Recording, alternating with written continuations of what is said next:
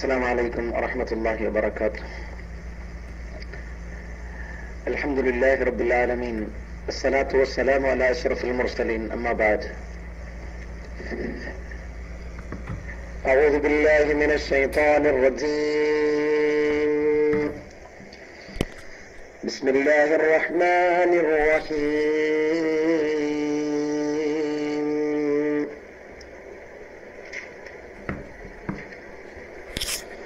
لمن الملك اليوم؟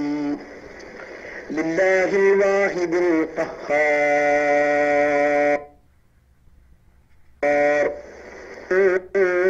شيئا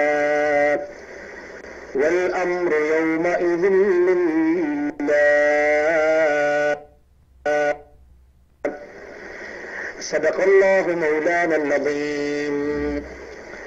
بارك الله لنا ولكم بالقرآن العظيم، ونفعنا وإياكم بالآيات والذكر الحكيم، وعصمنا وإياكم برحمته من الشيطان الرجيم. الحمد لله رب العالمين، الصلاة والسلام على أشرف المرسلين، أما بعد.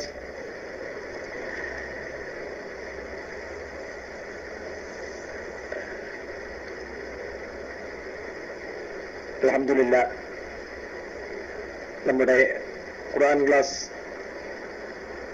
ഇന്നലെ ചർച്ച ചെയ്ത വിഷയത്തിന്റെ ബാക്കി ഭാഗം ഇന്ന് നമുക്ക് ചർച്ചക്കെടുക്കാം. അല്ലാഹു സുബ്ഹാനഹു വ തആല പറയുന്നതും കേൾക്കുന്നതും ഒരു സ്വാലിഹായ സൽക്കർമ്മമായി നമ്മിൽ നിന്ന് സ്വീകരിക്കുമാറാവട്ടെ. ശബ്ദം ശ്രവിക്കുന്ന ക്ലാസ്സിലെ ശ്രോതാക്കളും മറ്റുള്ളവരും സഹോദര സഹോദരിമാരെല്ലാവർക്കും അല്ലാഹു ഉപകാരപ്രദമായ ഇൽമ പ്രദാനം ചെയ്യുമാറാവട്ടെ.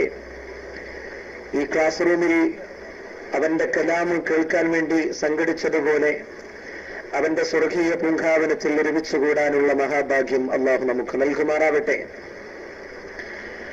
ഹംദിനെ കുറിച്ചുള്ള സുപ്രധാനമായ ചില ഭാഗങ്ങളാണ് ഇന്നലെ നാം ചർച്ച ചെയ്തത്.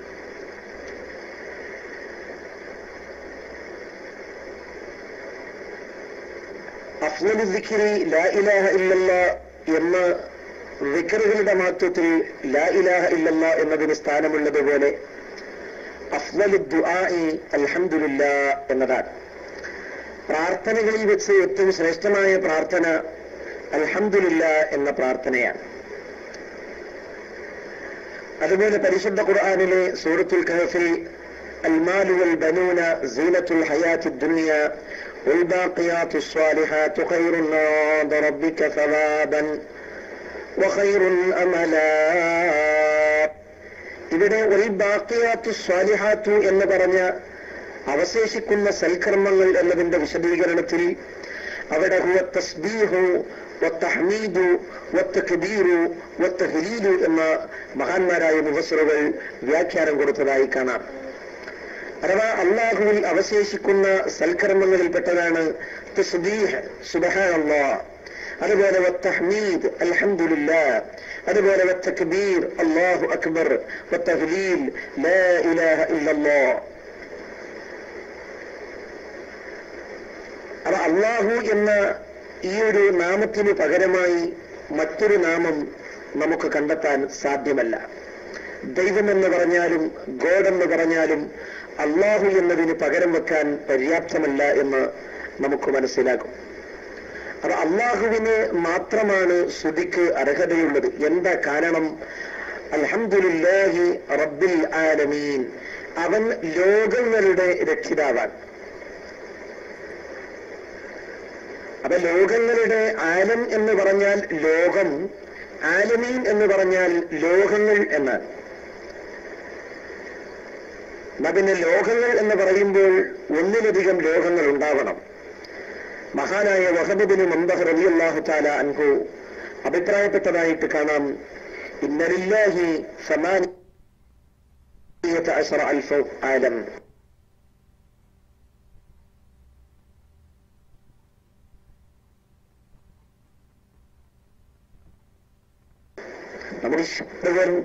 ഏതാനും ലോകങ്ങളെ കുറിച്ച് മാത്രമേ നമുക്ക് പരിചയമുള്ളൂ. 18,000-ഓളം ലോകങ്ങൾ അള്ളാഹുവിനിക്കുണ്ട് എന്ന് മഹാന്മാരായ പണ്ഡിതന്മാർ അഭിപ്രായപ്പെട്ടിട്ടുണ്ട്. ഇന്ന് ലോകത്ത് 10 ലക്ഷത്തിലധികം ജീവിവർഗങ്ങളുണ്ട്. അതിൽ 6 ലക്ഷം ഷഡ്പദങ്ങളാണ് എന്ന് ശാസ്ത്രം തെളിയിച്ചതാണ്. മനുഷ്യലോകം, സസ്യലോകം, ജന്തുലോകം, സമുദ്രലോകം, വാനലോകം എന്ന് തുടങ്ങിയിട്ടുള്ള ഒട്ടനവധി നിരവധി ലോകങ്ങളുടെ സർവ്വ സംരക്ഷകനും പരിപാലകനും അല്ലാഹു റബ്ബുൽ ഇസ്സത്താണ്. അതിന്റെ പേരിലാണ് നാം അല്ലാഹുവിനിക്ക് സ്തുതികൾ അർപ്പിക്കുന്നത്. അതാ ഞാൻ ഇന്നലെ സൂചിപ്പിച്ചു, ഒരു അടിമ അൽഹംദുലില്ലാ എന്ന് പറഞ്ഞാൽ ഖാല തആല ഹമദനി അബ്ദി, എന്റെ അടിമ എന്നെ സ്തുതിച്ചു എന്ന് പറയും. വഇദാ ഖാല അർറഹ്മാനുർ റഹീം, അർറഹ്മാനുർ റഹീം എന്ന് പറഞ്ഞാൽ ഇന്നി, തീർച്ചയായും അലാ അബ്ദി വഇദാ ഖാല മാലികി യൗമിദ്ദീൻ, ഇങ്ങനെ തുടങ്ങി ഓരോ സൂറത്തുകളും പാരായണം ചെയ്യുമ്പോൾ അല്ലാഹു സുബ്ഹാനഹു വ തആല അതിൽ വളരെയധികം സന്തോഷിക്കുകയാണ്. മാത്രമല്ല ഇമാം അബീ ഹുറൈറ റളിയല്ലാഹു അൻഹു റിപ്പോർട്ട് ചെയ്യുന്ന ഹദീസിൽ കാണാം, എന്റെ അടിമക്ക് എന്താണോ അവൻ ചോദിക്കുന്നത് അതെല്ലാം ഞാൻ നൽകും എന്നതാണ്. എടുക്കല്ല. അപ്പൊ അള്ളാഹു ലോകത്തെ പരിപാലിക്കുന്നു എന്ന കാരണത്താൽ സർവസ്തുതിയും അള്ളാഹുവിനിക്കാണ്. അള്ളാഹുവിന്റെ കാരുണ്യം അപാരമാണ്. എന്നാൽ റബ്ബ് എന്ന് പറയുമ്പോൾ കാരുണ്യം, അള്ളാഹുവിന്റെ ആ പരിപാലനം എന്നത് കേവലം ഏതെങ്കിലും ഒരു കേന്ദ്രങ്ങളിലോ അല്ലെങ്കിൽ ഒരു വിഭാഗങ്ങളിലോ ഒതുങ്ങുന്നതല്ല.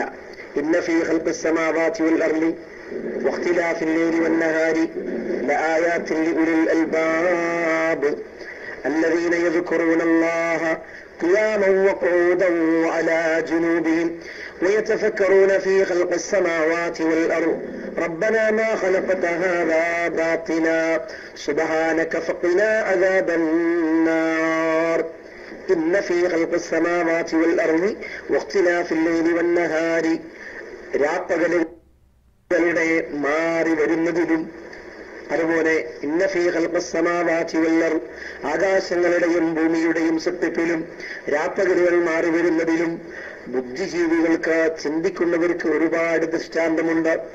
അപ്പൊ സൂര്യന്റെ ചലനവും നക്ഷത്രഗോളങ്ങളുടെ ചലനങ്ങളും രാവു പകലിന്റെ മാറ്റങ്ങളും ഭൂമിയിൽ ഉണ്ടാകുന്ന ചലനങ്ങളും എല്ലാം അള്ളാഹുവിന്റെ പരിപാലനത്തിന് അതീതമാണ്.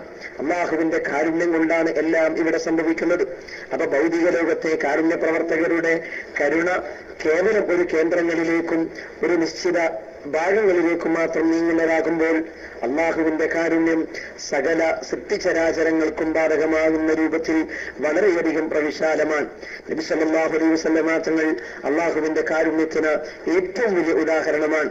ലഖദ് ജാഅകും റസൂലുൻ മിൻ അൻഫുസികും അസീസുൻ അലൈഹി മാ അനിത്തും ഹരീസുൻ അലൈക്കും ബിൽ മുഅ്മിനീന റഊഫുർ റഹീം.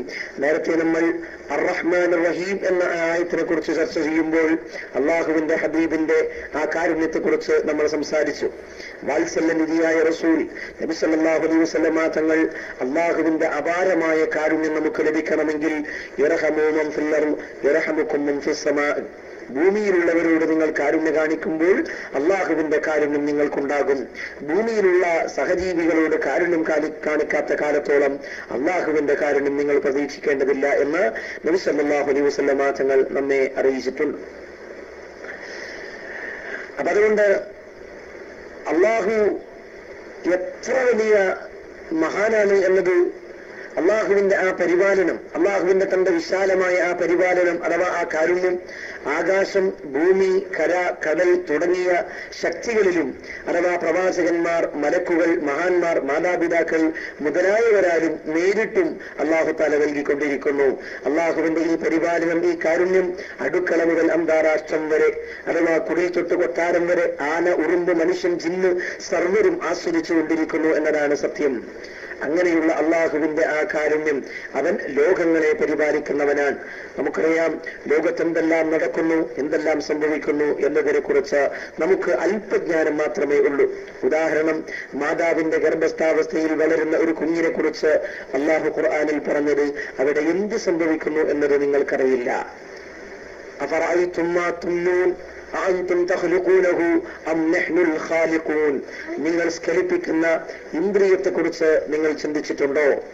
അഥവാ ആ ഇന്ദ്രിയ സ്ഖലനത്തിലൂടെ നിങ്ങൾക്കുണ്ടാകുന്ന സന്താന ലബ്ധി. അഫറഅയ്തും മാ തുംനൂൻ അഅൻതും തഖ്ലുഖൂനഹു അം നഹ്നുൽ ഖാലിഖൂൻ. അതേ ഒരു കുഞ്ഞായി, ഒരു രൂപമായി, ഒരു മനുഷ്യനായി സൃഷ്ടിച്ചു കൊണ്ടുവരുന്നത് അത് നാമാണോ അതല്ല നിങ്ങളാണോ എന്ന പരിശുദ്ധ ഖുർആനിലെ സൂറത്തുൽ വാഖിയയിലെ ചോദ്യം ഇവിടെ വളരെ പ്രസക്തമാണ്. നിങ്ങളൊന്നും പറയുന്നില്ല. അവിടെ കുഞ്ഞു വളരുന്നതും കുഞ്ഞാണാകുന്നതും അല്ലെങ്കിൽ പെണ്ണാകുന്നതും ചൈതന്യവറ്റാകുന്നതും ഇതൊന്നും അറിയാതെ തന്നെ പ്രസവിച്ചതിനു ശേഷം മാത്രമാണ് നാം കുട്ടിയെക്കുറിച്ചുള്ള അവസ്ഥ മനസ്സിലാക്കാൻ നമുക്ക് സാധിക്കുന്നത്. അപ്പോ പരിശുദ്ധ ഖുർആനിലെ സൂറത്തുൽ ഫാത്തിഹയിലെ വളരെയധികം പ്രധാനപ്പെട്ട ഒരു ഭാഗമാണ് അൽഹംദുലില്ലാഹി റബ്ബിൽ ആലമീൻ. പിന്നീട് വീണ്ടും അർറഹ്മാനിർ റഹീം. അർറഹ്മാനിർ റഹീം, പരമകാരുണ്യകനും കരുണാവാരിധിയുമായ അല്ലാഹു. വീണ്ടും റഹ്മാൻ റഹീം എന്ന ഈ പദം ഒന്നുകൂടെ ഇവിടെ ആവർത്തിക്കുകയാണ്. നോക്കൂ, ബിസ്മില്ലാഹിർ റഹ്മാനിർ റഹീം. ബിസ്മില്ലാഹിർ റഹ്മാനിർ റഹീം, പരമകാരുണ്യകനും കരുണാവാരിധിയുമായ അല്ലാഹുവിന്റെ നാമത്തിൽ ഞാൻ ആരംഭിക്കുന്നു. അപ്പൊ അർ-റഹ്മാൻ അർ-റഹീം എന്ന ഈ നാമം വീണ്ടും ഒന്നുകൂടെ ആവർത്തിക്കുകയാണ്. അൽഹംദുലില്ലാഹി റബ്ബിൽ ആലമീൻ അർ-റഹ്മാനിർ റഹീം. അതിന്റെ വിശദീകരണം ബിസ്മിയുടെ റഹ്മാൻ റഹീം എന്നതിൽ നാം ഒരുപാട് ചർച്ച ചെയ്തതാണ്. വീണ്ടും അതാവർത്തിക്കേണ്ട ആവശ്യമില്ല.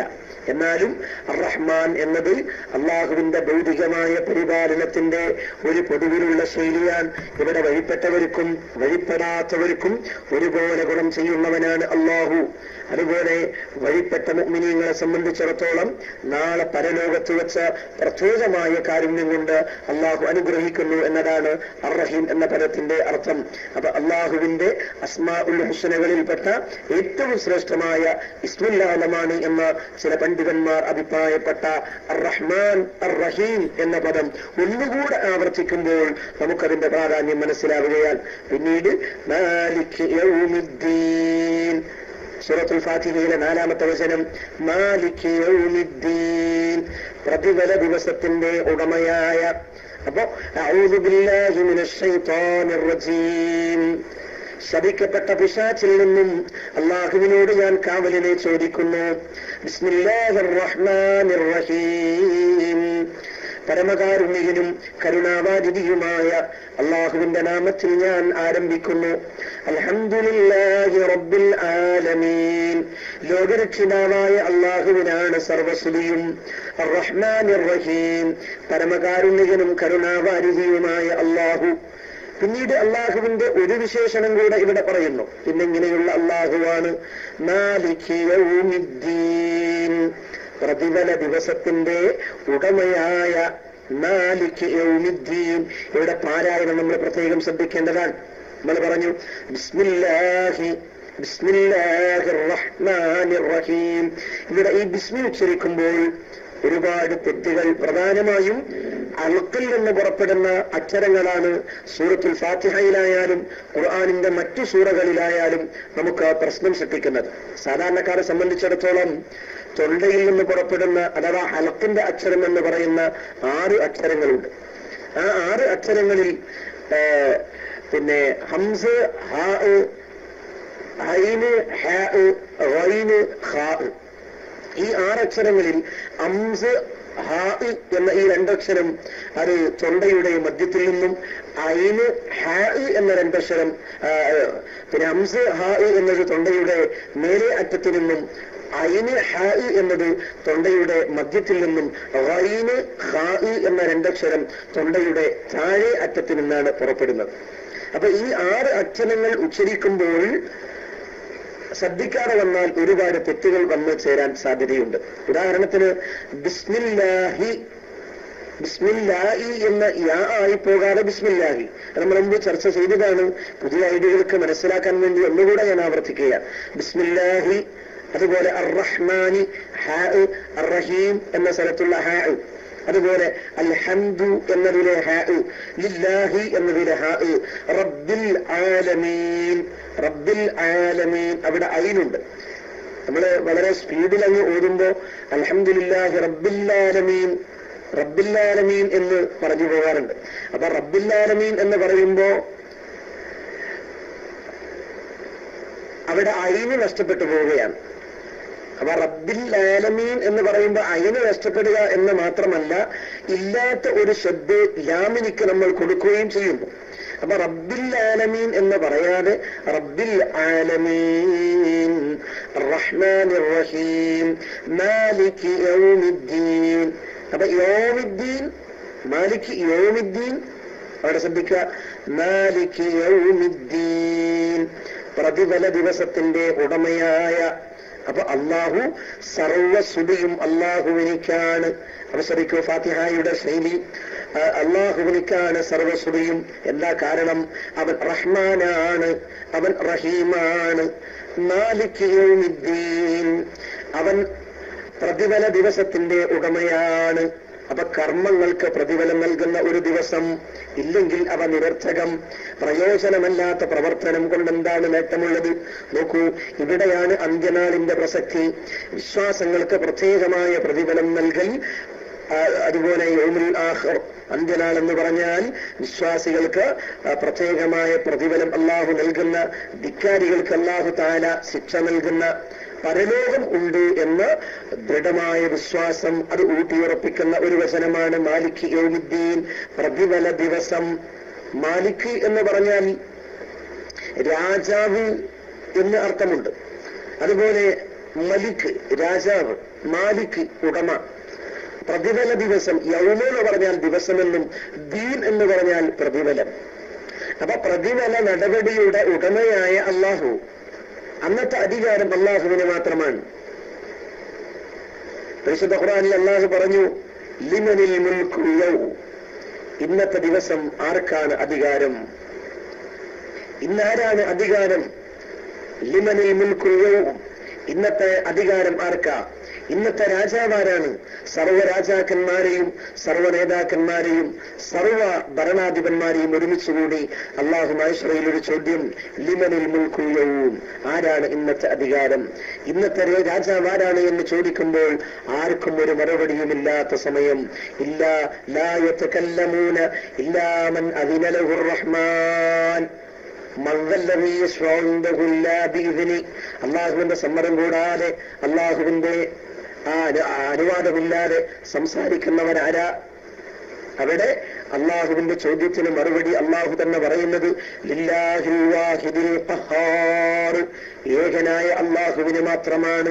യൗമ ലാ തംലികു നഫ്സുൻ ലിനഫ്സിൻ ശൈആ വൽ അംറു യൗമഇദിൻ ലില്ലാഹ്. പരിശുദ്ധ ഖുർആൻ മറ്റൊരു സ്ഥലത്ത് പറഞ്ഞു, യൗമ ലാ തംലികു നഫ്സുൻ ലിനഫ്സിൻ ശൈആ, ഒരാൾ മറ്റൊരാളിന് ഒന്നും ഒരു ചുക്കും ചെയ്യാൻ പറ്റാത്ത ദിവസം, ഒരാൾക്ക് മറ്റൊരാൾക്ക് ഒന്നും ചെയ്തു കൊടുക്കാൻ പറ്റാത്ത സമയം.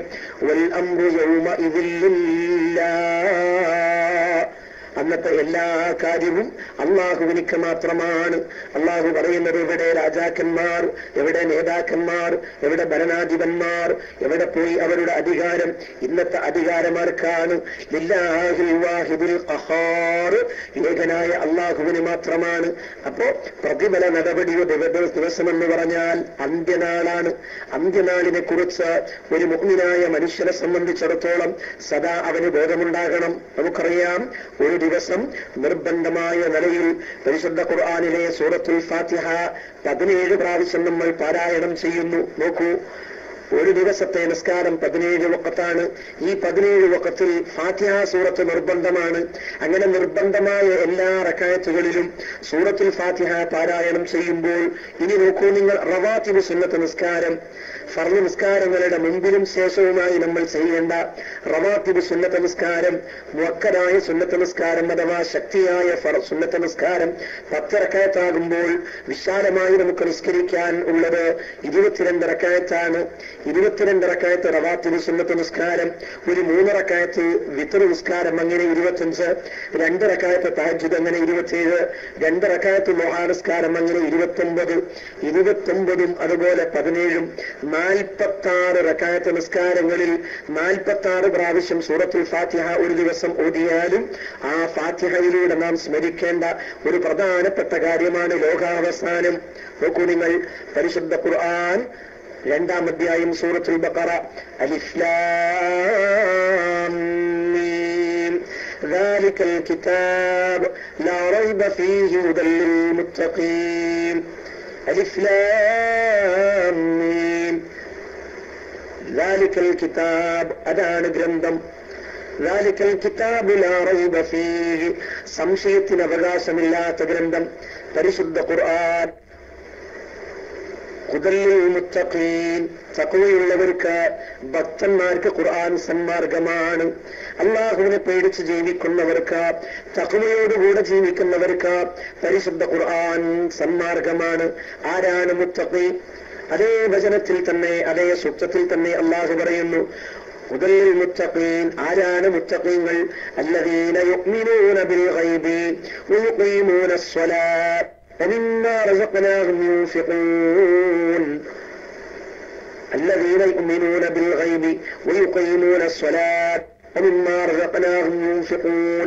الذين يؤمنون بما أنزل إليك وما أنزل من قبلك وبالآخرة هم يوقنون.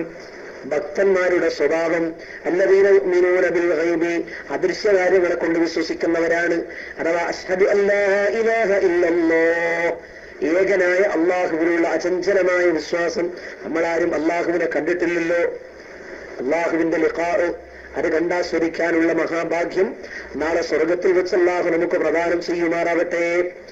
ആ അള്ളാഹുവിനെ കാണാതെ വിശ്വസിക്കുന്ന വിശ്വാസം. വഅശ്ഹദു അന്ന മുഹമ്മദുർ റസൂലുള്ളാഹ്, അള്ളാഹുവിന്റെ റസൂലിനെ നാം ആരും കണ്ടിട്ടില്ല. ആ പ്രവാചകനെ കാണാതെയുള്ള വിശ്വാസം. സ്വർഗം നമ്മൾ കണ്ടിട്ടില്ല, നരകം കണ്ടിട്ടില്ല, മീസാന് കണ്ടിട്ടില്ല, ഖബർ എന്താണെന്ന് നമുക്കറിയില്ല, ഖബറിന്റെ അവസ്ഥകളെ കുറിച്ച് നമുക്കറിയില്ല. ഇതറിവില്ലാത്തതോടുകൂടെ തന്നെ അതിലൊക്കെ ദൃഢമായി വിശ്വസിക്കുക എന്നത്, അതിലുള്ള അചഞ്ചലമായ വിശ്വാസം, അത് മുഅ്മിനായ മുത്തഖിയായ മനുഷ്യന്റെ അടയാളമാണ്. അല്ലദീന യുഅ്മിനൂന ബിൽ ഗൈബി. പിന്നെ രണ്ടാമത്തെ സ്വഭാവം വയുഖീമൂന അസ്സലാത്ത്, നിസ്കാരം നിലനിർത്തുന്നവരാണ്. ويقيمون الصلاة ومما رزقناهم ينفقون, നാം നൽകിയതിൽ നിന്ന് ദാനം ചെയ്യുന്നവരാണ്, സദഖ കൊടുക്കുന്നവരാണ്, സകാത്ത് കൊടുക്കുന്നവരാണ്. الذين يؤمنون بما أنزل إليك وما أنزل من قبلك, തങ്ങൾക്കും തങ്ങൾക്ക് മുൻഗാമികളായ പ്രവാചകന്മാർക്കും അള്ളാഹു അവതരിപ്പിച്ചു കൊടുത്ത ആ പരിശുദ്ധമായ വേദഗ്രന്ഥങ്ങളിൽ വിശ്വസിക്കുന്നവരും. പിന്നീട് പറഞ്ഞ വാക്കാണ് നമ്മുടെ വിഷയം. വബിൽ ആഖിറതി, പരലോകം കൊണ്ട്, വബിൽ ആഖിറതി ഹും യൂഖിനൂൻ, ദൃഢമായ വിശ്വാസം. കണ്ടോ, പരലോകത്തെ കുറിച്ച് പറയുമ്പോൾ അതിലുള്ള ദൃഢമായ വിശ്വാസം, അതാണ് ഒരു മുഅ്മിനിന്റെ പ്രതീക്ഷ. നമ്മളിവിടെ ചെയ്യുന്ന എല്ലാ സൽക്കർമ്മങ്ങളും നമ്മൾ സാധാരണ പറയും അള്ളാഹു കൂലി തരും, അള്ളാഹുവിൽ നിന്ന് പ്രതിഫലം കിട്ടും. ആ പ്രതിഫലം ആഗ്രഹിക്കുന്ന ഒരു മുഅ്മിനായ മനുഷ്യന് വളരെയേറെ ശുഭപ്രതീക്ഷ നൽകുന്ന ഒരു വചനമാണ് മാലിക് യൗമിദ്ദീൻ. അതിന് യൗമുൽ ആഖിറ, യൗമുൽ ഖിയാമ, അൽ ഖാരിഅ, അസ്സാഖ, അൽ ഹാഖ, അത്താമത്തുൽ കുബ്ര എന്നിങ്ങനെ ഒരുപാട് പേരുകൾ അന്ത്യദിനത്തിന് അല്ലാഹു തആല നൽകിയതായിട്ട് കാണാം. അപ്പൊ ദീൻ എന്ന് പറഞ്ഞാൽ ഇവിടെ അർത്ഥമാക്കുന്നത് പ്രതിഫലം എന്നതാണ്. വിശ്വാസികളെ സംബന്ധിച്ചിടത്തോളം വളരെയധികം പ്രതീക്ഷ നൽകുന്ന ഒരു വചനമാണ്. നോക്കൂ നിങ്ങൾ, ഖുലില്ലാഹുമ്മ മാലിക്കൽ മുൽക്ക് തുതിൽ മുൽക മാ തശാ, പരിശുദ്ധ ഖുർആൻ 3-ാം അധ്യായം സൂറത്തു ആലു ഇമ്രാൻ, 3-ാം അധ്യായം സൂറത്തു ആലു ഇമ്രാനിലുള്ള വചനം. നബി സല്ലല്ലാഹു അലൈഹി വസല്ലമ തങ്ങൾ തന്റെ സ്വഹാബികളൊക്കെ ആകെ വിഷമിച്ച പീഡനങ്ങളും ഉപരോധങ്ങളും ശത്രുക്കളുടെ ആക്രമണങ്ങളും എല്ലാം അസഹ്യമായപ്പോൾ ആകെ വിഷമത്തിലും ഹമ്മിലുമായി പ്രവാചകൻ എങ്ങനെ വിഷമിച്ചപ്പോൾ അല്ലാഹു റബ്ബുൽ ഇസ്സത്ത് നബി സല്ലല്ലാഹു അലൈഹി വസല്ലമ തങ്ങൾക്ക് സമാധാനത്തിന്റെ വചനം പറഞ്ഞു കൊടുക്കുകയാണ്. നബിയെ സമാധാനം ലഭിക്കാൻ, നബിയെ തങ്ങളുടെ വിഷമങ്ങളൊക്കെ മാറാൻ, തങ്ങൾക്ക് ആത്മശാന്തി നുകരാൻ നബിയെ തങ്ങൾ പറയണം, ഖുലില്ലാഹുമ്മ മാലിക്കൽ മുൽക തുതിൽ മുൽക മാ തശാ وتنزع الملك مما تشاء وتنزع الملك مما تشاء وتعز من تشاء وتذل من تشاء بيدك الخير إنك على كل شيء قدير تولج الليل في النهار وتولج النهار في الليل وتخرج الحي من الميت وتخرج الميت من الحي وترزق من تشاء بغير حساب. ഈ വചനം ശ്രോതാക്കൾ പ്രത്യേകം നോട്ട് ചെയ്യുക. സൂറത്ത് ആലി ഇമ്രാൻ 3-ാം അധ്യായത്തിലെ 26-27 വചനങ്ങൾ നാം ഓതിയാൽ നമ്മുടെ മാനസികമായ, ശാരീരികമായ, സാമ്പത്തികമായ എന്തു പ്രയാസങ്ങളും നീങ്ങിപ്പോകാൻ ഏറ്റവും ഉപയുക്തമായ വചനങ്ങളാണ് സൂറത്ത് ആലി ഇമ്രാനിലെ 26-27 വചനങ്ങൾ. ഇത് അള്ളാഹു തന്റെ ഹബീബിന് പഠിപ്പിച്ചു കൊടുത്തതാൽ നബിയെ തങ്ങൾ പറയണം, ഖുലില്ലാഹുമ്മ മാലിക്കൽ മുൽക്ക്, അല്ലാഹു മാലിക്കൽ മുൽക്കാൻ, അല്ലാഹു മാലിക്കൽ മുൽക്കാൻ, തൂതി മുൽക മൻ തശാ, അവൻ ഉദ്ദേശിക്കുന്നവർക്ക് അവൻ രാജാധികാരം നൽകുന്നു. മുൽക മിമ്മൻ തശാ, അവൻ ഉദ്ദേശിക്കുന്നവരിൽ നിന്ന് അധികാരം അള്ളാഹു പിൻവലിക്കുന്നു. അവൻ ഉദ്ദേശിക്കുന്നവർക്ക് അവന് പ്രതാപം നൽകുന്നു. അവൻ ഉദ്ദേശിക്കുന്നവരെ അവൻ നിന്നിരാക്കുന്നു. ബിയദിക്കൽ ഖൈർ, എല്ലാ ഖൈറും നന്മയും അള്ളാഹുവിന്റെ നിയന്ത്രണത്തിലാണ്. ഇന്നക അലാ കുല്ലി ഷൈഇൻ ഖദീർ, അള്ളാഹു എല്ലാത്തിനും പടച്ചറബേനെ കഴിവുള്ളവനാണ്. തൂലിജുൽ ലൈല ഫിന്നഹാർ, പകലിൽ നിന്ന് രാവിനെ വലിച്ചു കൊണ്ടുവരുന്നവനാണ്. രാവിൽ നിന്ന് പകലിനെ വലിച്ചു കൊണ്ടുവരുന്നവനാണ്. മയ്യിത്തിൽ നിന്ന് ജീവനെ, അഥവാ ജീവനുള്ളതിൽ നിന്ന് ജീവനില്ലാത്തതിനെ, ജീവനുള്ളതിൽ നിന്ന് ജീവനില്ലാത്തതിനെ, ജീവനില്ലാത്തതിൽ നിന്ന് ജീവനുള്ളതിനെ വലിച്ചു കൊണ്ടുവരുന്നവനാണ്. ഉദാഹരണം നോക്കൂ നിങ്ങൾ, മുട്ട, കോഴിമുട്ട ജീവനില്ലാത്ത സാധനമാണ്. അപ്പൊ ജീവനില്ലാത്ത മുട്ടയിൽ നിന്ന് ജീവുള്ള കോഴിയെയും, ജീവുള്ള കോഴിയിൽ നിന്ന് ജീവനില്ലാത്ത മുട്ടയെയും കൊണ്ടുവരുന്നവനാണ് അള്ളാഹു. എല്ലാത്തിനും കഴിവുള്ളവനായ അള്ളാഹുവിനെ കുറിച്ച് നബിയെ തങ്ങൾ പറയണം, ഖുലില്ലാഹുമ്മ മാലിക്കൽ മുൽക, തങ്ങളുടെ വിഷമങ്ങൾ തീരാൻ, തങ്ങളുടെ പ്രയാസങ്ങൾ തീരാൻ ഈ ആയത്ത് അള്ളാഹു പ്രവാചകനെ പഠിപ്പിച്ചു കൊടുത്തതാണ്. അപ്പൊ അത് ഖുലില്ലാഹുമ്മ മാലിക്കൽ മുൽക്ക്, അള്ളാഹു മാലിക്കൽ മുൽക്കാൻ. നോക്കൂ, പരിശുദ്ധ ഖുർആൻ സൂറത്തുൽ നബഹ 38-ാം വചനം അധ്യായം, യൗമ യഖൂമുർ റൂഹു വൽ മലായികതു സഫാ ലാ യതകല്ലമൂന ഇല്ലാ മൻ അദിന ലഹുർ റഹ്മാനു വഖാല സ്വവാബാ. അവിടെ അള്ളാഹുവിന്റെ സമ്മതമില്ലാതെ സംസാരിക്കുന്നവർ ഒരാളുമില്ല. ദിവസങ്ങളുടെ അവസാനം അതാണ് യൗമുൽ ആഖിർ, അന്ത്യദിനം. ആ അന്ത്യദിനം അഥവാ ആ അന്ത്യദിനം ഉണ്ട് എന്നത് യാഥാർത്ഥ്യമാണ്, അതിന് യാതൊരു സംശയമില്ല. പരലോകമുണ്ട്, ലോകാവസാനമുണ്ട് എന്ന കാര്യത്തിൽ സംശയമില്ല. എന്നാൽ അതെപ്പോഴാണ് എന്ന വിഷയം അള്ളാഹുവിന്റെ റസൂല് നമ്മോട് പറഞ്ഞു തന്നിട്ടില്ല. നോക്കൂ, ഒരു ദിവസം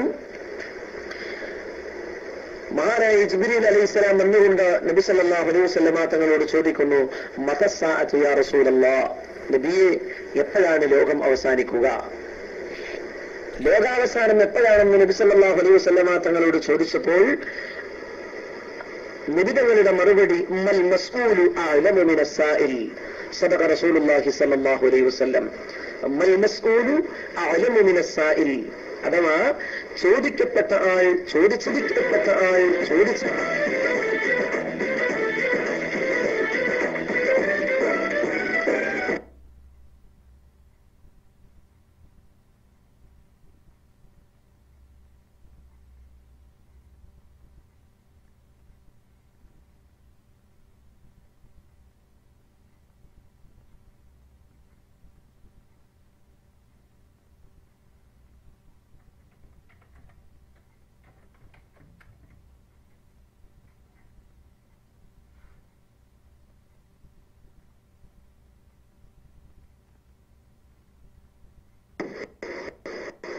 ഹലോ, കേൾക്കുന്നില്ലേ? ശബ്ദം കേൾക്കാമുണ്ട്. മൈക്കിടയിൽ ഇങ്ങനെ തകരാറ് വരുന്നുണ്ടല്ലേ? അപ്പൊ കാന മിഖ്ദാറുഹു 50,000 സന. പരിശുദ്ധ ഖുർആൻ പല സ്ഥലങ്ങളിൽ പറഞ്ഞു ആ ദിവസത്തിന്റെ ശൈത്താൻ ഒന്നാണല്ലേ. അഊദു ബില്ലാഹി മിനശ് ശൈത്താനിർ റജീം. അപ്പൊ കാന മിഖ്ദാറുഹു 50,000 സനത്തിൻ മിമ്മാ തഅഉദ്ദൂൻ. കാന മിഖ്ദാറുഹു 1000 സനത്തിൻ മിമ്മാ തഅഉദ്ദൂൻ എന്നൊക്കെ ഖുർആനിൽ കാണാം. അപ്പൊ ആ ദിവസത്തിന്റെ അനന്തമായ ആ ഒരു സമയം. അപ്പൊ അത് നബി സല്ലല്ലാഹു അലൈഹി വസല്ലമ തങ്ങള് പല ചോദ്യങ്ങൾക്കും പലരും ചോദിച്ചപ്പോൾ പലരോടും പല മറുപടിയാ പറഞ്ഞത്.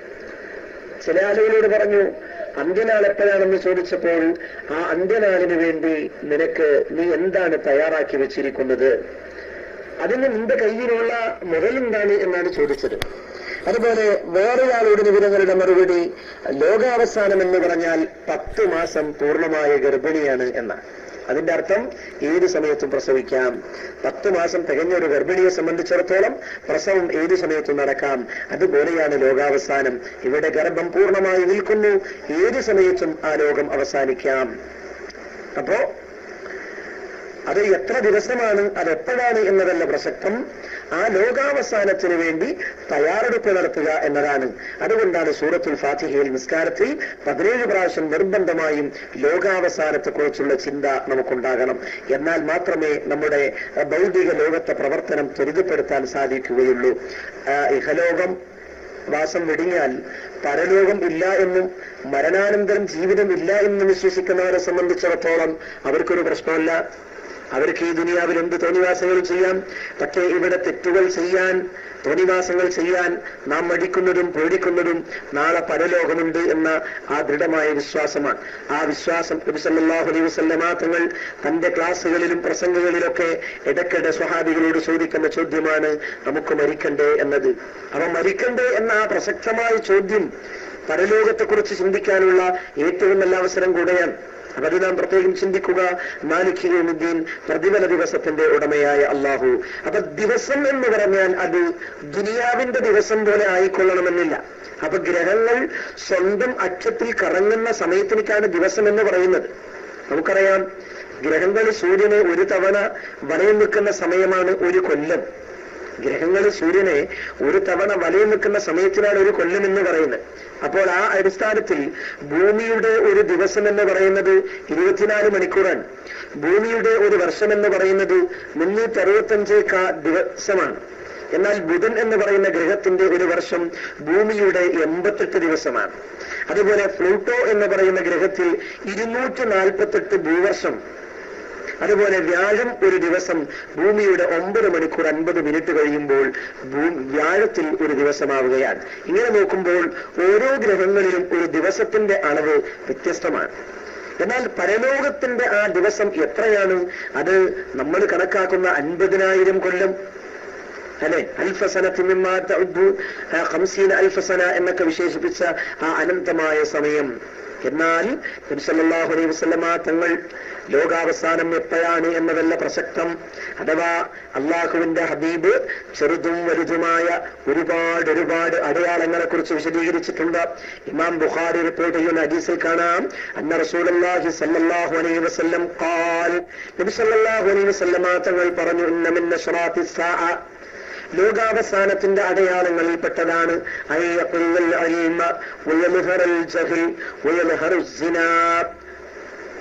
അതുപോലെ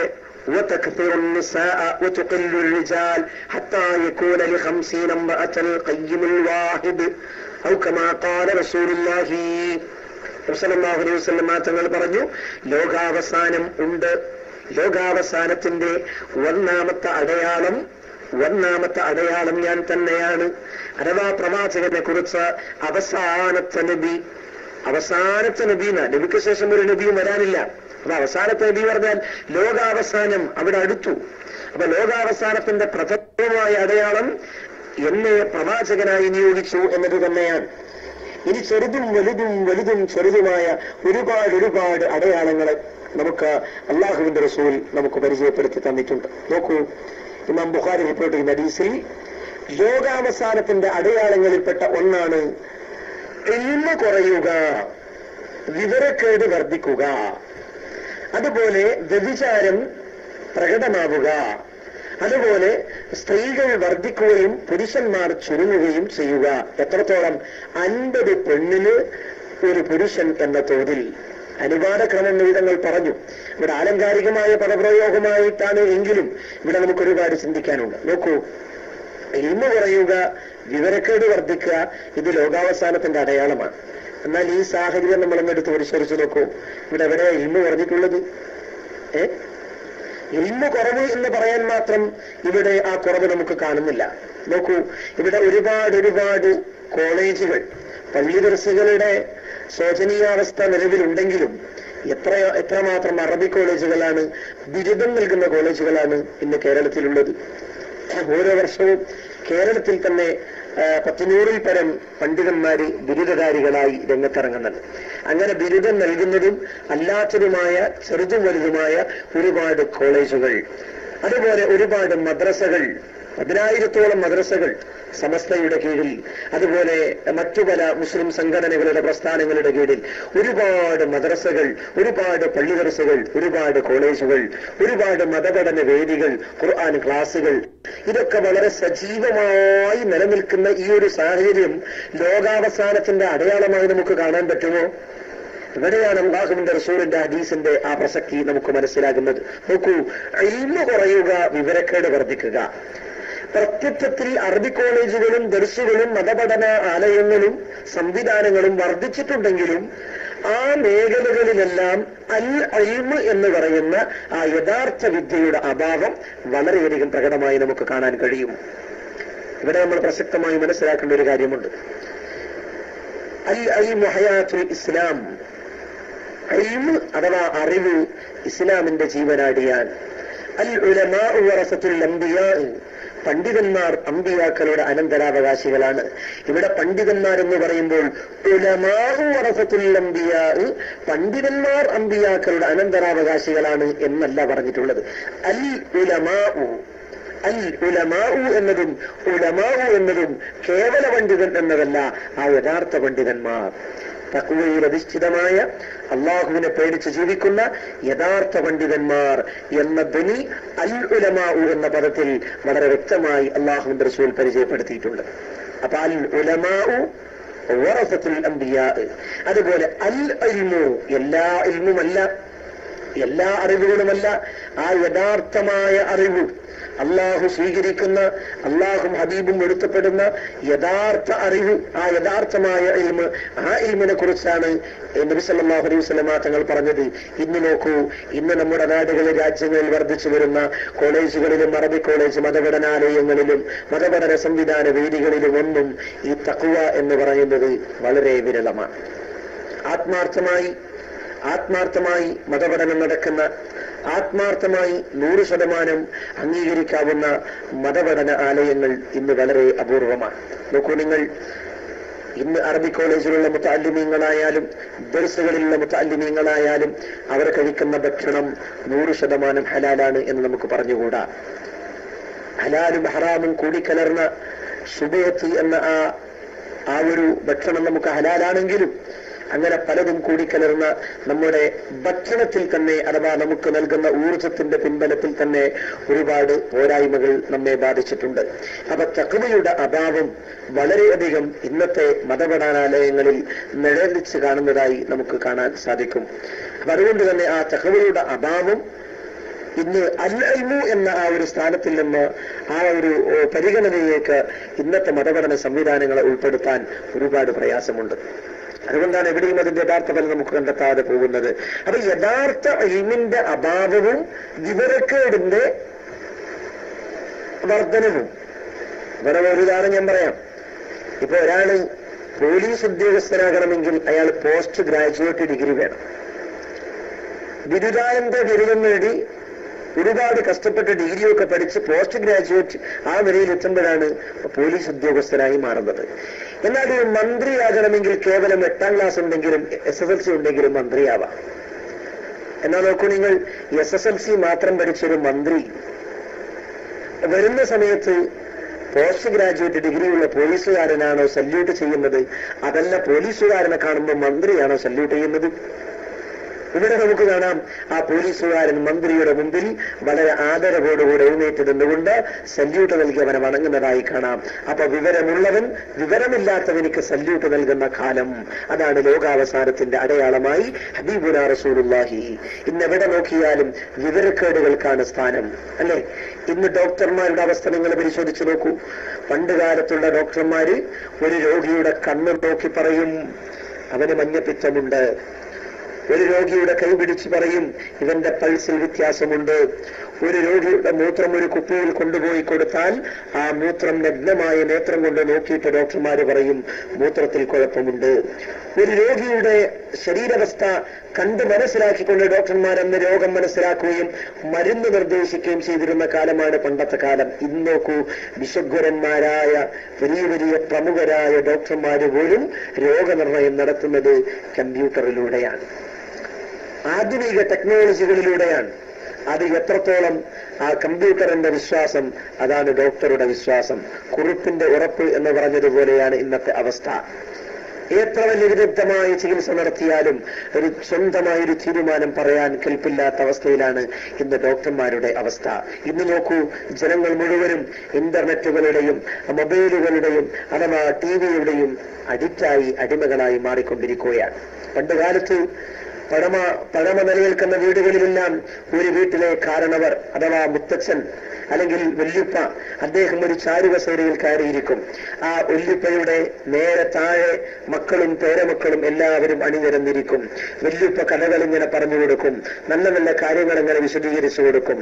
അഥവാ കോരായ്മൽ വീടിന്റെ അകത്തളത്തിൽ മെയിൻ ഹാളിൽ ഡൈനിങ് ഹാളിൽ ഒരു ചാരുകസേരയിൽ ഇരിക്കുന്ന വല്യുപ്പയുടെ മുമ്പിലാണ് അന്നത്തെ മക്കളും പേരമക്കളും അണിനിരന്നതെങ്കിൽ ഇന്ന് ആ സ്ഥാനം TV ഏറ്റെടുത്തിരിക്കുകയാണ്. ഡൈനിങ് ഹാളിന്റെ ഒരു മൂലയിൽ നേതാവായി നിൽക്കുന്ന ആ വിദ്യപ്പെട്ടിയുടെ മുമ്പിൽ വല്യുപ്പമാരും പേരമക്കളും എല്ലാവരും ഒന്നടങ്ങി മണിക്കൂറുകളോളം തപസ്സിരിക്കുന്ന ഒരവസ്ഥ വിദ്യത്വത്തിന്റെ പിന്നിലല്ലേ ഇന്ന് ലോകം? നിങ്ങൾ ആലോചിച്ചു നോക്കൂ. ഇന്ന് പണത്തിന് വേണ്ടിയുള്ള നെട്ടോട്ടമല്ലേ ജനങ്ങൾ നടത്തുന്നത്? പണം മനുഷ്യരെ വിഡ്ഢികളാക്കുന്നു. ഒരു തത്വചിന്തകൻ പറഞ്ഞതാണ്, പണം മനുഷ്യനെ വിഡ്ഢിയാക്കുന്നു. എന്നാൽ നമുക്കറിയാം, ഇന്ത്യയിൽ പണം അടിച്ചിറക്കുന്ന reserve bank of India April മാസത്തിലാണ് നിലവിൽ വരുന്നത്. ഏപ്രിൽ 1-ന്. ഏപ്രിൽ 1-ന്റെ പ്രത്യേകത എന്താ? വിഡ്ഢിദിനം, അല്ലേ? അപ്പൊ ഇങ്ങനെ വിഡ്ഢിത്തത്തിന്റെ പിന്നിലാണ് ലോകം. അങ്ങനെ വിവരക്കേടിനെ അംഗീകരിക്കുകയും വിവരക്കേടിന് സ്ഥാനം നൽകുകയും ചെയ്യുന്നൊരു കാലം വരിക. വിവരമുള്ളവരെ അവഗണിക്കുക, ഇന്ന് പണ്ഡിതന്മാരെ തെറി പറയുക, പണ്ഡിതന്മാരെ അവഗണിക്കുക. പണ്ഡിതന്മാരുടെ ഇന്ന് യഥാർത്ഥ പണ്ഡിതൻ തഖ്വയുള്ള, ഇന്ന് ഇൽമും അറിവുമല്ല ജനങ്ങൾക്ക് ആവശ്യം. വയലുകളിലായാലും പ്രസംഗങ്ങളിലായാലും ക്ലാസുകളിലായാലും ആസ്വാദനം അതാണ് ജനങ്ങൾക്ക് ഏറ്റവും കൂടുതൽ എന്ന്. വളരെയധികം കേൾക്കാൻ നല്ല ഇമ്പമുള്ള, നല്ല സ്വരമാധുര്യമുള്ള, അതിലെത്രത്തോളം കഴമ്പുണ്ട്, പഠിക്കാൻ എന്തുണ്ട്, അതല്ല വിഷയം. വെറും ആസ്വാദനമായി മാറിയിരിക്കുന്ന ഒരു കാലം. അങ്ങനെ ഏത് മേഖലകൾ എടുത്ത് പരിശോധിച്ചു നോക്കിയാലും ഇൽമിന് സ്ഥാനമില്ലാത്ത അഥവാ ധർമ്മബോധത്തിന് അവഗണിക്കുന്ന ഒരു കാലമാണ് ഈ കാലം. വിഡ്ഢിത്തം എവിടെയുണ്ടോ ആ വിഡ്ഢിത്തത്തിന് അംഗീകാരം നൽകുന്ന സമയം. അതാണ് ലോകാവസാനത്തിന്റെ അടയാളമായി ഈ ഹദീസിൽ അള്ളാഹുവിന്റെ ഹബീബ് വിശദീകരിച്ചിട്ടുള്ളത്. ഇനി മറ്റൊന്ന് പറഞ്ഞത് വ്യഭിചാരം വർദ്ധിക്കുക എന്നതാണ്. നിങ്ങൾ ആലോചിച്ച് നോക്കൂ, വ്യഭിചാരം വർദ്ധിക്കുക. പണ്ടുകാലത്ത് മാന്യമായി നടന്നിരുന്ന ആളുകൾ എവിടെയെങ്കിലും വ്യഭിചാരം എന്ന് പറയുന്ന അശ്ലീല പ്രവർത്തനങ്ങൾ നടക്കുകയാണെങ്കിൽ ആ നടത്തുന്ന വ്യക്തികൾ ആരും കാണരുത് എന്ന് പറഞ്ഞ് മാറി നിന്നുകൊണ്ട് ചെയ്യുന്ന പ്രവർത്തനം ഇന്ന് പരസ്യമായി റോഡിലേക്ക് വലിച്ചയച്ചിരിക്കുകയാണ്. ഒരു സ്ഥലത്ത് വ്യഭിചാരം നടക്കുമ്പോൾ മാന്യന്മാരതിലെ നടന്നു പോകുമ്പോൾ നടക്കുന്നവർ അവിടെ നടക്കട്ടെ, നമുക്ക് മാറിപ്പോകാം എന്ന് പറയുന്നൊരവസ്ഥയിലേക്ക് കാലം മാറിയിരിക്കുകയാണ്. ഇന്ന് സകലമാന കേന്ദ്രങ്ങളിലും ചീഞ്ഞു നാറുന്ന കഥകളും വാർത്തകളുമാണ് നമ്മൾ പത്രദ്വാര വായിച്ചുകൊണ്ടിരിക്കുന്നത്. ബലാത്സംഗ കഥകൾ പറയപ്പെടാത്ത, റിപ്പോർട്ട് ചെയ്യപ്പെടാത്ത ഒരു പത്രം പോലും ഒരു ദിവസം ഇറങ്ങുന്നില്ല എന്നതാണ് യാഥാർത്ഥ്യം. ലോകത്ത് ഔദ്യോഗികമായ ബലാത്സംഗങ്ങളുടെ കണക്കുകൾ ഇത്രത്തോളം ബാഹുല്യം സൃഷ്ടിക്കുമ്പോൾ അനൗദ്യോഗികമായി ആരും അറിയാതെ എത്രയെത്ര അവിഹിത ബന്ധങ്ങൾ ലോകത്ത് നടക്കുന്നുണ്ട്. കുടുംബക്കാർക്കിടയിലും സ്വന്തക്കാർക്കിടയിലും സ്വന്തം മകളെ പിതാവ് ബലാത്സംഗം ചെയ്തു എന്ന അത്ഭുതകരമായ വാർത്തകളല്ലേ നാം വായിച്ചുകൊണ്ടിരിക്കുന്നത്. ഇത്രത്തോളം വ്യഭിചാരം എന്ന് പറയുന്ന നീചമായ പ്രവൃത്തിയുടെ ബാഹുല്യം അത് ലോകാവസാനത്തിന്റെ അടയാളമായി ഹബീബുനാ റസൂലുള്ളാഹി. അതുപോലെ തന്നെ സ്ത്രീകളുടെ ആധിക്യം, എല്ലാ രംഗത്തും പെൺ മേൽക്കോയ്മ ഉണ്ടാവുക, എല്ലാ സ്ഥലത്തും പെണ്ണുങ്ങൾ നിറഞ്ഞു നിൽക്കുക, പുരുഷന്മാര് കുറയുക. നോക്കൂ നിങ്ങൾ, നമ്മളൊരു ബസ്സിൽ കയറിയാൽ ആ ബസ്സിൽ കാണാം ലേഡീസ് എന്ന് എഴുതിയിട്ട് കുറെ സീറ്റുകൾ, ലേഡീസ്. അപ്പൊ ലേഡീസ് എന്ന് എഴുതിയിട്ടുള്ള 5 or 6 സീറ്റുകൾ അത് ലേഡീസ് പെണ്ണുങ്ങൾക്കാണ്. എന്നാൽ ബാക്കിയുള്ളതൊക്കെ പുരുഷന്മാർക്കാണ് ഞാൻ തെറ്റിദ്ധരിച്ചു പോയത്. എന്നാൽ ബാക്കിയുള്ളത് പുരുഷന്മാർക്കല്ല. ഏത് ബസ്സിൽ കയറിയാലും ജെൻസ് എന്ന് പറഞ്ഞിട്ട് പിന്നെ സീറ്റ് നമുക്ക് കാണാൻ കഴിയില്ല. ജെൻസ് എന്നൊരു സീറ്റ് എഴുതില്ല. കാരണം എന്താ? അവിടെ പെണ്ണിനാണ് പരിഗണന, ലേഡീസ്. അപ്പൊ 6 or 7 സീറ്റുകൾ ലേഡീസിനെ സംവരണം ചെയ്തതാണെങ്കിൽ ബാക്കി സീറ്റുകൾ ജനറലാണ് എന്നാണ് അർത്ഥം. അവിടെ പുരുഷന്മാരിരിക്കണം എന്നല്ല, ആർക്കും ഇരിക്കാം, സ്ത്രീക്കും ഇരിക്കാം, പുരുഷനും ഇരിക്കാം. ഇന്ന് ഏത് കേന്ദ്രങ്ങളിൽ ചെന്നാലും സ്ത്രീ ശബ്ദം മാത്രമല്ലേ നമ്മൾ കേൾക്കുന്നത്. നമ്മളൊരു മൊബൈൽ ഫോൺ എടുത്ത് നമ്മൾ ഒരാളെ വിളിക്കുമ്പോൾ നമ്മൾ വിളിക്കുന്ന സബ്സ്ക്രൈബർ അത് പെരടിക്ക് പുറത്താണെന്ന് പറയുന്നത് ആരാ? അല്ലെങ്കിൽ സ്വിച്ച് ഓഫ് ചെയ്തിരിക്കുന്നു, അല്ലെങ്കിൽ നമ്പർ ബിസിയാണ് എന്ന കമാൻഡ് മൊബൈലിന്റെ തൽപ്പത്തിൽ നിന്ന് നമ്മോട് കമാൻഡ് പറയുന്നത് സ്ത്രീ ശബ്ദമാണ്. റെയിൽവേ സ്റ്റേഷനിൽ ചെന്നാൽ ട്രെയിനിന്റെ വരവ് പോക്കുകൾ അനൗൺസ് ചെയ്യുന്നത് സ്ത്രീയാണ്.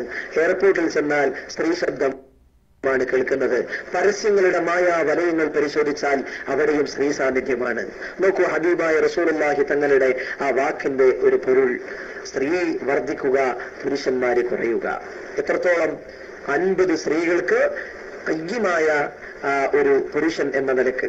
അപ്പൊ ആ സ്ത്രീ പുരുഷാനുപാതം ഇന്ന് സംവരണങ്ങളും കാനേശമാരി കണക്കെടുത്ത് നോക്കിയാലും സ്ത്രീകളുടെ കണക്ക് വളരെ ബാഹുല്യമാണ്, പുരുഷന്മാര് കുറഞ്ഞു വരുന്നതാണ്. ഇങ്ങനെ ഒരുപാട് അടയാളങ്ങളെ കുറിച്ച് ഹബീബുനാ റസൂലുള്ളാഹി സ്വല്ലല്ലാഹു അലൈഹി വസല്ലം തങ്ങൾ പറഞ്ഞിട്ടുണ്ട്. ഇനി അടുത്തതായി മറ്റൊരു ഹദീസും കൂടെ ഇതിനോടനുബന്ധിച്ച് അല്ലാഹുവിന്റെ റസൂൽ പറഞ്ഞിട്ടുണ്ട്. ഇൻഷാ അല്ലാഹ് ആ ഭാഗം നമുക്ക് നാളെ ചർച്ച ചെയ്യാം. അല്ലാഹു തൗഫീഖ് നൽകുമാറാവട്ടെ. പറഞ്ഞതും കേട്ടതും ഒരു സ്വാലിഹായ അമലായി അല്ലാഹു നമ്മിൽ നിന്ന് സ്വീകരിക്കുമാറാവട്ടെ. അല്ലാഹു അന്ത്യനാളിൽ ദൃഢമായ വിശ്വാസം ഉറപ്പിച്ചുകൊണ്ട് നാളെ പരലോകത്തിന് വേണ്ടി പണിയെടുക്കാൻ, പ്രതിഫല ദിവസത്തിന്റെ ആ ഒരു ഉത്തമ ബോധത്തോടുകൂടെ ആഖിറത്തിന് വേണ്ടി അല്ലാഹുവിന്റെ വജുഹിന് വേണ്ടി ഇബാദത്തെടുക്കാനുള്ള ആ സന്മനസ്സും തൗഫീഖും അല്ലാഹു നമുക്ക് നൽകുമാറാവട്ടെ. നമ്മുടെ എല്ലാ വിഷമങ്ങളും പ്രയാസങ്ങളും അല്ലാഹു തീർത്തു തരുമാറാവട്ടെ. കാഞ്ഞങ്ങാട് അതിഞ്ഞാൽ എന്ന് പറയുന്ന സ്ഥലത്ത് എന്റെ ഖുർആൻ ക്ലാസിന്റെ കൺവീനർ അദ്ദേഹം നട്ടെല്ല് പൊട്ടി മംഗലാപുരം ആശുപത്രിയിൽ ഓപ്പറേഷൻ കഴിഞ്ഞ് ചികിത്സയിലാണ്. അല്ലാഹു സുബ്ഹാനഹു വ തആല സഹോദരന് പൂർണ്ണമായ ആഫിയത്തും ആരോഗ്യവും അല്ലാഹു പ്രദാനം ചെയ്യട്ടെ. അല്ലാഹു അദ്ദേഹത്തിന്റെ വേദനകളും പ്രയാസങ്ങളൊക്കെ അല്ലാഹു തീർത്തു കൊടുക്കുമാറാവട്ടെ. അതേപോലെ നമ്മുടെ സുന്നി കേരളീയുടെ രോമാഞ്ചമായിരുന്ന അഹ്ലുസ് സുന്നത്ത് വൽ ജമാഅത്തിന്റെ കർമ്മമണ്ഡലങ്ങളിൽ തിളങ്ങി നിന്ന കണ്ണൂർ ജില്ലയിലെ ഉസ്മാൻ ഉസ്താദ് അദ്ദേഹം വഫാത്തായി പോയി. അതേപോലെ തന്നെ സുന്നത്ത് ജമാഅത്തിന്റെ പ്രവർത്തന ഗോതയിൽ സജീവ സാന്നിധ്യമായിരുന്ന, കുവൈത്ത് വരാറ് സമയത്തൊക്കെ സജീവ സാന്നിധ്യമുണ്ടായിരുന്ന RK അബ്ദുറഹ്മാനാജി വഫാത്തായി പോയി. അള്ളാഹു അവരുടെയൊക്കെ ഖബറുകൾ സ്വർഗത്തോപ്പാക്കുമാറാവട്ടെ. അവരുടെയും നമ്മുടെയും ആഖിറും അള്ളാഹു വെളിച്ചമാക്കി തരുമാറാവട്ടെ. നമ്മിൽ നിന്ന് മരണപ്പെട്ടവരുടെയൊക്കെ ഖബറിടം അള്ളാഹു സ്വർഗമാക്കട്ടെ. മഗ്ഫിറത്തും റഹ്മത്തും അള്ളാഹു പ്രദാനം ചെയ്യട്ടെ. അതുപോലെ നമ്മുടെ ആഖിബത്ത് അള്ളാഹു നന്നാക്കി തരട്ടെ. പടച്ച റബ്ബേ, പെട്ടെന്നുള്ള മരണങ്ങളിൽ നിന്ന് കാത്തിരക്ഷിക്കണേ അല്ലാഹ്. മരണം ഖൈറാകുമ്പോൾ ഈമാനോടുകൂടെ കടങ്ങളും ബാധ്യതകളൊക്കെ തീർത്ത് സ്വർഗത്തിന്റെ ഫോട്ടോ കൊണ്ട് പുഞ്ചിരിച്ച് മരിക്കാനുള്ള സൗഭാഗ്യം ഞങ്ങൾക്ക് നൽകണേ അല്ലാഹുവേ. ഞങ്ങളുടെ ആഖിബത്ത് നന്നാക്കി തരണേ അല്ലാഹ്. പറഞ്ഞതും കേട്ടതും ഒരു സ്വാലിഹായ അമലായി ഞങ്ങളിൽ നിന്ന് സ്വീകരിക്കണേ അല്ലാഹ്. ഈ ക്ലാസ് കേൾക്കുന്ന ഒരുപാട് ഐഡികൾ, ആ ഐഡികളുടെ പിന്നിൽ വീടുകളിലും റൂമുകളിലുമായി ഒരുപാട് ആളുകൾ, സഹോദരിമാര് വരെ കേൾക്കുന്നുണ്ട്. പടച്ച റബ്ബേ, എല്ലാവർക്കും അർഹമായ പ്രതിഫലം നൽകണേ അല്ലാഹുവേ. എല്ലാവർക്കും സ്വർഗം സ്വർഗം നൽകണേ അല്ലാ, നരകം ഹറാമാക്കണേ അല്ലാ. പടച്ചറബേ, അപകട മരണങ്ങൾ, പെട്ടെന്നുള്ള മരണങ്ങളിൽ നിന്ന് കാത്തുരക്ഷിക്കണേ അല്ലാ. അല്ലാഹുവേ, മഖ്ബൂലും മബ്റൂറുമായ ഹജ്ജും ഉംറയും ചെയ്ത് മരിക്കാനുള്ള ഭാഗ്യം നൽകണേ അല്ലാ. അല്ലാഹുവേ, കടങ്ങളിൽ നിന്ന് രക്ഷപ്പെടുത്തണേ അല്ലാ, പലിശയിൽ നിന്ന് രക്ഷപ്പെടുത്തണേ അല്ലാ. മക്കളെ സ്വാലിഹീങ്ങളാക്കണേ അല്ലാ. ഗൾഫ് രാഷ്ട്രങ്ങളിലുള്ള ഞങ്ങളുടെ വേണ്ടപ്പെട്ടവരുടെ ജോലിയിൽ ഖൈർ നൽകണേ അല്ലാ. ഹലാലായ സമ്പാദ്യം കൊണ്ട് നീ അനുഗ്രഹിക്കണേ അല്ലാ. اللهم ربنا تقبل منا إنك أنت السميع العليم وتب علينا إنك أنت التواب الرحيم آمين برحمتك يا أرحم الراحمين وآخر دعوانا الحمد لله رب العالمين والسلام عليكم ورحمة الله وبركاته.